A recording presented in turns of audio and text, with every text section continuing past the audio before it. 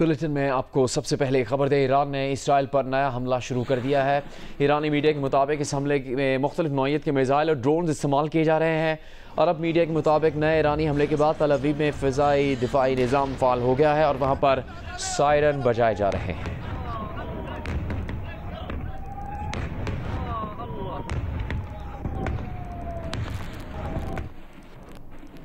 अमरीकी सदर Donald Trump के नए बयान के बाद कि अमेरिका को ईरान की फ़िज़ाई हदूद पर मुकम्मल कंट्रोल हासिल हो गया है, ये सवाल फिर उठ खड़ा हुआ है कि क्या अमेरिका बाज़ाबिता तौर पर ईरान इसराइल जंग में शामिल हो गया है।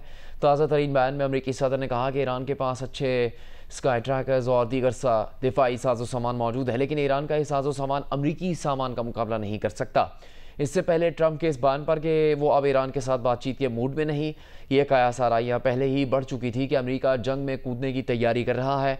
इसराइल पर ईरानी हमलों में शिद्दत आ चुकी है। सदर ट्रंप ने तेज़ी से मशरिक़ वस्ता की बदलती सूरत हाल पर कनाडा में जारी G7 इजलास अधूरा छोड़ा और वाशिंगटन पहुँच गए। एयरफोर्स वन में बात करते हुए ट्रंप ने कहा कि वो ईरान इसराइल जंगबंदी नहीं बल्कि तनाज़े के हकीकी खात्मे की तलाश में है जो जंगबंदी से बेहतर होगा।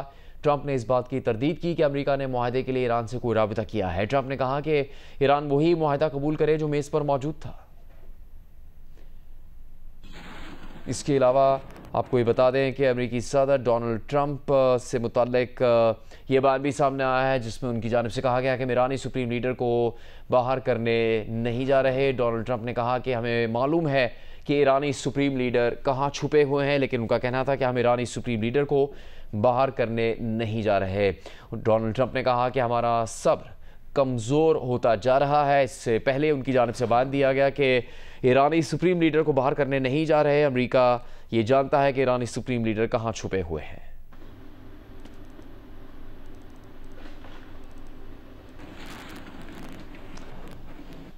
चीन के सदर शी जिनपिंग ने ईरान और इसराइल से कशीदगी फौरी कम करने का मुतालबा किया है। काज़ाकिस्तान में मीडिया से गुफ्तगू में चीनी सदर ने कहा कि ईरान के खिलाफ इसराइल की फौजी कार्रवाई से मशरिक़ वस्ता के तनाव में इजाफा हो गया है। चीन इस बारे में बेहद फ़िक्रमंद है।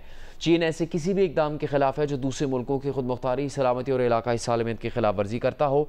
फ़रीक़ैन कशीदगी में कमी के लिए फौरी इक़दाम करें और कशीदगी में इजाफे से गुरेज करें।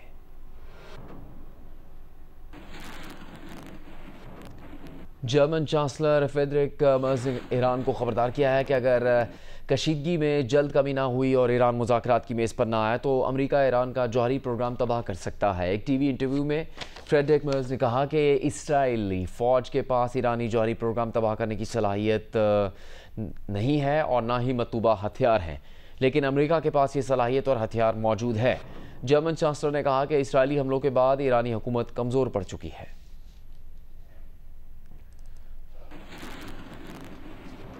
रूस ने एक बार फिर ईरान और इसराइल के दरमियान सालिसी की पेशकश की है। तर्जुमान क्रेमलिन दिमित्री पेस्कोव ने कहा है कि सदर पुतिन पहले ही रूस की तरफ से सालिसी कराने की पेशकश कर चुके हैं। इसराइल की तरफ से इस पेशकश पर हिचकिचाहट देखने में आ रही है। चीनी सदर शी जिनपिंग से मौसूम एक दिलचस्प बयान वायरल हुआ है जिसमें चीन के सदर के हवाले से लिखा गया है कि दुनिया अमेरिका के बगैर भी आगे बढ़ सकती है। अगर अमेरिका दुनिया का एहतराम खो बैठा तो वही सबक सीखेगा जो हर ज़वाल पजीर सल्तनत ने बहुत देर से सीखा कि दुनिया किसी के लिए रुकती नहीं, हमेशा आगे बढ़ती रहती है। 100 साल पहले बरतानवी सल्तनत आलमी तिजारत पर छाई हुई थी और दुनिया की 20% दौलत उसके पास थी। लोग समझते थे कि उसका सूरज कभी नहीं ढलेगा। 200 साल पहले फ्रांस यूरोप के उफ़क़ पर छाया हुआ था और उसकी अफवाह से लोग डरते थे। उसकी सकाफत काबिल रश थी। नेपोलियन ने ख़ुद को लाजवाल करार दिया था। 400 साल पहले हिस्पानवी तख्त ताज मनीला से मेक्सिको तक हुकूमत कर रहा था। उसके ख़जाने चांदी और रेशम से भरे हुए थे। हिस्पानवी बादशाह समझते थे कि उनकी अजमत हमेशा बाकी रहेगी। हर सल्तनत ने ख़ुद को नागुज़ीर समझा, लेकिन हर एक का सूरज ग़ुरूब हुआ। ताकत कमज़ोर पड़ जाती है, असर व रसूख बदल जाता है और कानूनी हैसियत उसी लम्हे दम तोड़ देती है जब उसे हासिल करने की बजाय ख़ुद पर फ़र्ज़ कर लिया जाए। अगर अमेरिका दुनिया का एहतराम खो बैठा तो वही सबक सीखेगा जो हर ज़वाल पजीर सल्तनत ने बहुत देर से सीखा कि दुनिया किसी के लिए नहीं रुकती, हमेशा आगे बढ़ती रहती है। चीनी सदर का बयान असली है या नहीं, इससे कतई नज़रिया तेज़ी से वायरल हो रहा है।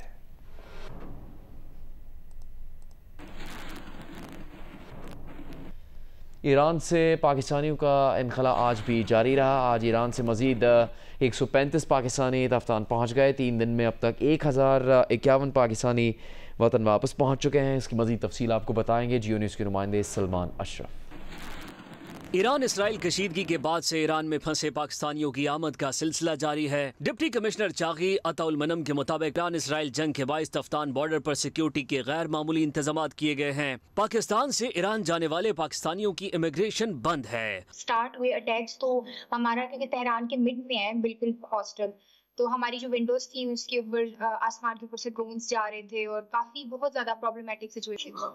और क्योंकि घर से हम लोग दूर थे, हम लोग काफी डर गए थे वहाँ पे। शौक है हमारे लिए, छोड़ने को दिल भी नहीं कर रहा है क्योंकि एक उस सिलसिला चल रहा होता है आपकी तालीम का। जब हमारी यूनिवर्सिटी के पास हुआ उसी वक्त हम लोग जो है वो डॉर्मेट्री छोड़ के बाहर निकले तो हमें पता चला कि हमारे बॉयज लोगों की हॉस्टल पे ही अटैक। जायदान सेफ था, इतना इशू नहीं था उधर, लेकिन फिर भी पाकिस्तानी गवर्नमेंट को था कि हमारे स्टूडेंट्स हैं उधर, तो इस वजह से उन्होंने हमें फिर पाकिस्तान बुला लिया। ईरान से वतन वापस पहुँचने वाले मुसाफिरों के लिए पाकिस्तान हाउस तफ्तान में खुसूसी इंतजाम किए गए हैं। वहाँ मुसाफिरों को मेडिकल कैंप, खाना, ट्रांसपोर्ट समेत दीगर सहूलियात फराहम की जा रही हैं। दूसरी जानिब ईरान बॉर्डर पर सामान की तरसील बंद होने से सरहदी इलाकों में गैर मुल्की पेट्रोल और सामान की किल्लत का सामना है। तफ्तान बाजार जुज़वी तौर पर खुला है, वहाँ अशिया खुरोनोश और दीगर सामान की किल्लत पैदा हो गई है। इस सूरत हाल के बाइस कीमतों में गैर मामूली इजाफा हो रहा है। सदर मुमलिकत आसिफ अली जरदारी ने इस्लामाबाद में एयर हेडक्वार्टर्स का दौरा किया। सदर की एयर हेडक्वार्टर्स आमद पर पाक फ़िज़ाई के चाको चौबंद दस्ते ने उन्हें गार्ड ऑफ ऑनर पेश किया। सदर ने पाक फ़िज़ाई के सरबरा air chief marshal Zaheer Ahmed Babar Sidhu से मुलाकात की। इस मौके पर air chief marshal Zaheer Ahmed Babar Sidhu ने पाक फ़िज़ाई के ऑपरेशनल हिकमत अमली, फोर्स स्ट्रक्चर, अहदाफ और मुस्तकबिल की जंगों के तनाज़ुर में जारी मनसूबों पर तफसीली ब्रीफिंग दी। सदर जरदारी ने पाक फ़िज़ाई के अफसरान और जवानों की पेशा वराना महारत, गैर मुतज़लज़ल अज़्म और जज्बे को ज़बरदस्त खराज तहसीन पेश किया। गवर्नर पंजाब सरदार सलीम हैदर ने कहा है कि पाकिस्तान अमन का ख्वाहां है लेकिन अपनी सालमियत और ख़ुद मुख्तारी पर कोई समझौता नहीं करेगा। गवर्नर हाउस लाहौर में रुकने कौमी असम्बली शैला रज़ा और नबील कबूल से मुलाकात में उन्होंने कहा कि इसराइल समेत किसी ने पाकिस्तान की तरफ मैली आंख से देखा तो पाक फ़ौज मुँह तोड़ जवाब देने की सलाहियत रखती है। ईरान बरादर हमसाया मुल्क है, मुश्किल की घड़ी में उसे तनहा नहीं छोड़ेंगे। फ्रांसीसी मीडिया ने रिपोर्ट किया है कि ईरान के सरकारी टीवी से आवाम को पैगाम दिया गया है कि वो व्हाट्सएप और इंस्टाग्राम अनइंस्टॉल कर दें। फ्रेंच टीवी के मुताबिक ईरानी हुकाम ने खदशा जाहिर किया कि व्हाट्सएप और इंस्टाग्राम से ईरानियों का डेटा इसराइली इंटेलिजेंस सर्विसेज तक पहुँच रहा है। साबिक सफ़ीर डॉक्टर मलिहा लोधी ने कहा है कि G7 ममालिक का ईरान के खिलाफ बयान शर्मनाक है।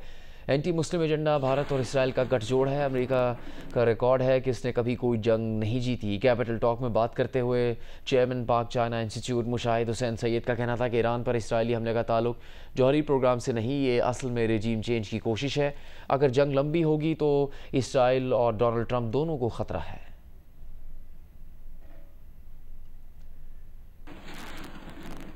पाकिस्तान में ईरानी सफ़ीर रज़ा अमीरी मुक़द्दम ने कहा है कि इसराइल और अमेरिका इस्लामी ममालिक को फलता फूलता और ताकतवर नहीं देखना चाहते।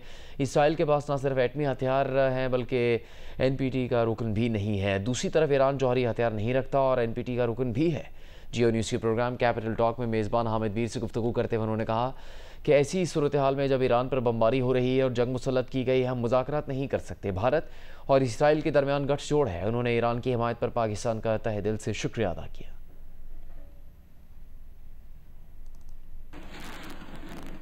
अमरीकी सदर डोनाल्ड ट्रंप ने जौहरी प्रोग्राम के हवाले से ईरान के बारे में दिया गया कौमी सलामती की मुशीर तुलसी गबर्ट का क्लियरेंस नोट मुस्तरद कर दिया। सदर ट्रंप ने कहा कि उन्हें इस बात की परवाह नहीं कि तुलसी गबर्ट ने क्या कहा था। उनके ख्याल में ईरान जौहरी हथियार बनाने के बहुत करीब था। अमेरिका की कौमी सलामती की डायरेक्टर तुलसी गबर्ट ने मार्च 2025 में ही कहा था कि उनकी इंटेलिजेंस के मुताबिक ईरान एटमी हथियार नहीं बना रहा बल्कि आयतुल्लाह खामनाई ने एटमी प्रोग्राम की इजाज़त ही नहीं दी है।